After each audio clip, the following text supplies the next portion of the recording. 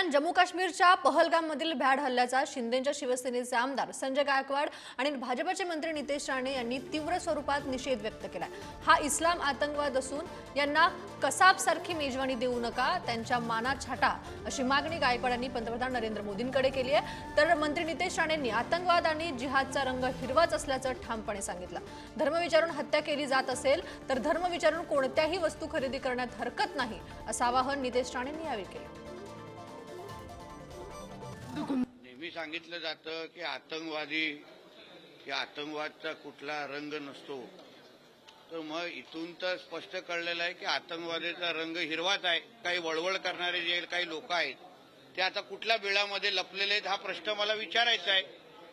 कारण का काल गोळी मारण्या अगोदर माता भगिनींच्या डोक्यावर सिंदूर आहे का हे पाहिलं गेलं, त्यांचा धर्म विचारला गेला की बाबा आतंकवाद आणि जिहादचा रंग हिरवाच आहे आणि ह्या वळवळणारे साप आहेत त्यांना जोपर्यंत आपण ठेचणार नाही तोपर्यंत अशा निष्पाक लोकांना ज्यांची काही चूक नाही त्यांच्या कधीच जीव आपण वाचू शकणार नाही।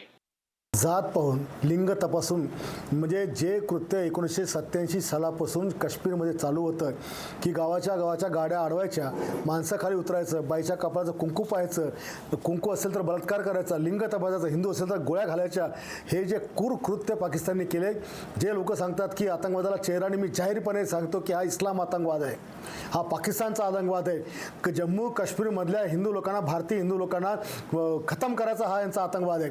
त्याच्यामुळे देशाच्या पंतप्रधानांनी खंबीरपणे भूमिका घेऊन 26चा बदला 260 कसा घेतला जाईल आणि यांना हाती लागले तर यांना त्या कसाबसारख्या मेजवाना देऊ नका, यांना काही बिर्याणी देऊ नका, यांना आलं यांनी आमची माणसावली यांच्या माना छाटल्या पाहिजे।